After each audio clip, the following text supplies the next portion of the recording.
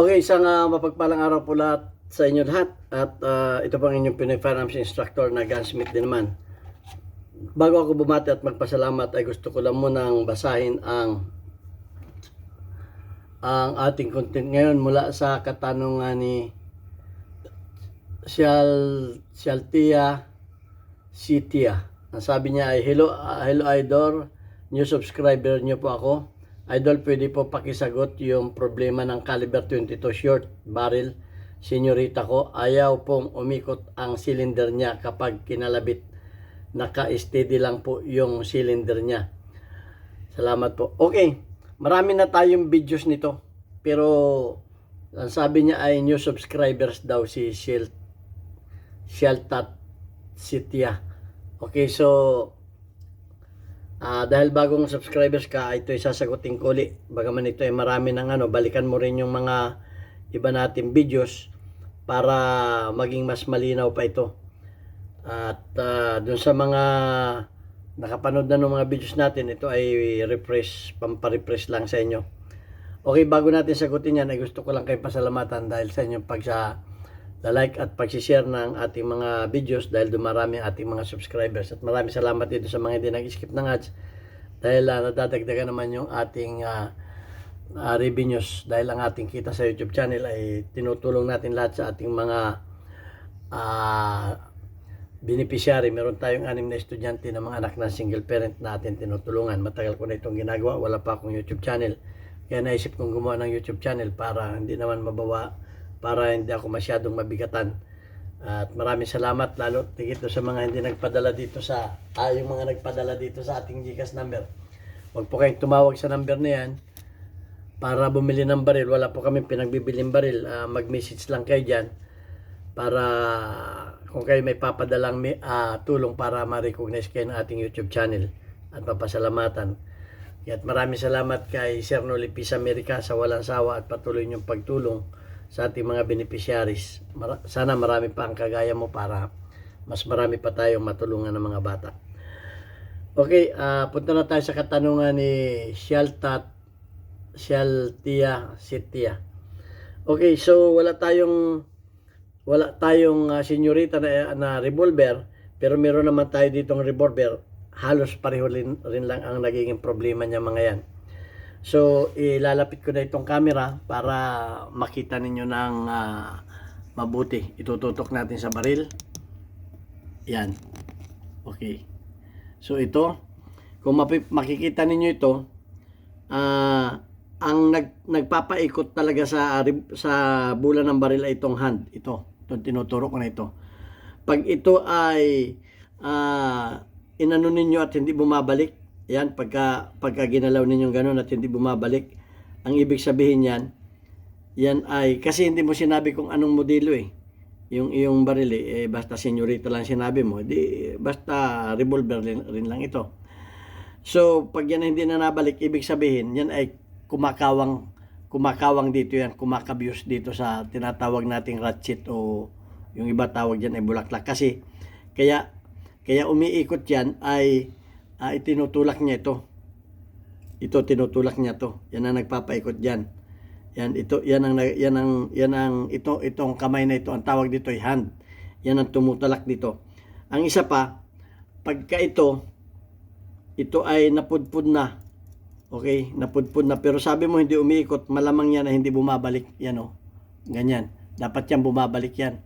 Pag yan ay nakaganyan, ay pag kinalabit mo yan ay hindi yan aabot dito.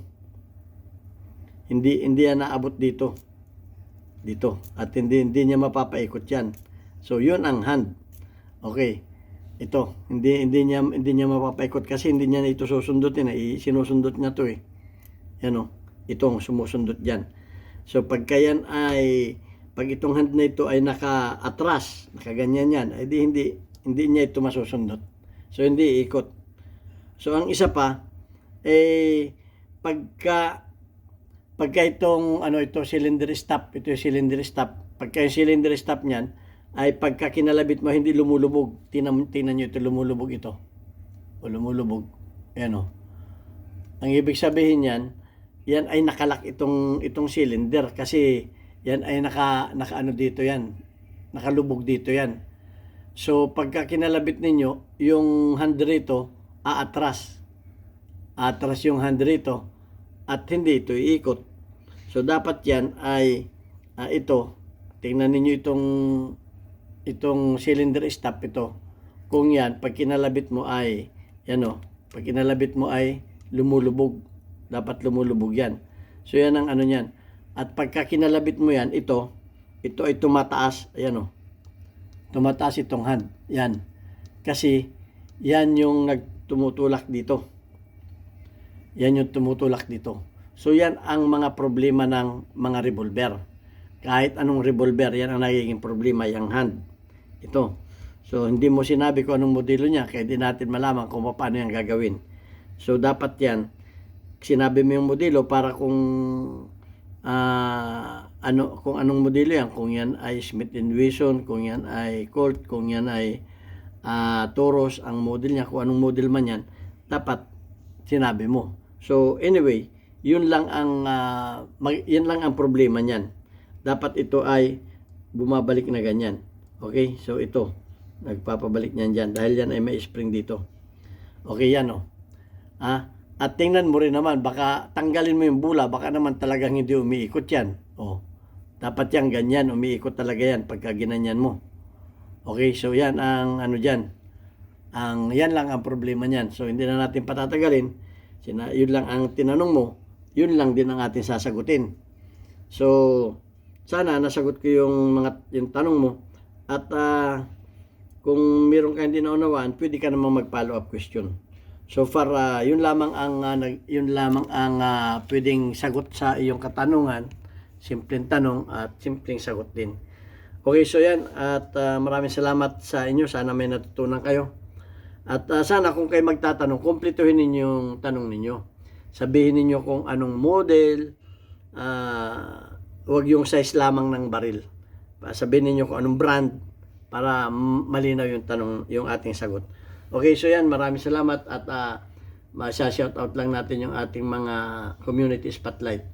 Okay, so ang community spotlight natin ngayon ay tingnan natin. Okay, shoutout sa ating mga community spotlight. Shoutout kay Joran D. Filotero, meron kang 47 engagement. Shoutout kay Kablas, meron kang 1 engagement.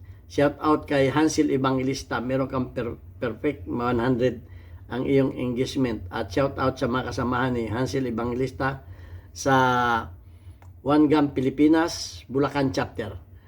Okay, mabuhay kayo dyan. Alam ko marami akong subscribers dyan eh. Shout out kay Tyrell Chavez. Okay, meron kang 2 engagement. At shout out kay Gimboy, meron kang 75 engagement. Okay, shout out sa mga kababayan ko sa Pinamalayan Oriental Mindoro. Ayan o. Matatagpuan ninyo itong bagong Papa Burger dyan sa Alvarez Street, Pinamalayan Oriental Mindoro, doon sa aking bagong machine shop. At yan ay ano yan, buy one take one ang burger dyan, halagang 40 pesos lang at marami pang pagkain dyan. Bukas yan 24/7. Okay, maraming salamat sa inyo. God bless. Thank you very much.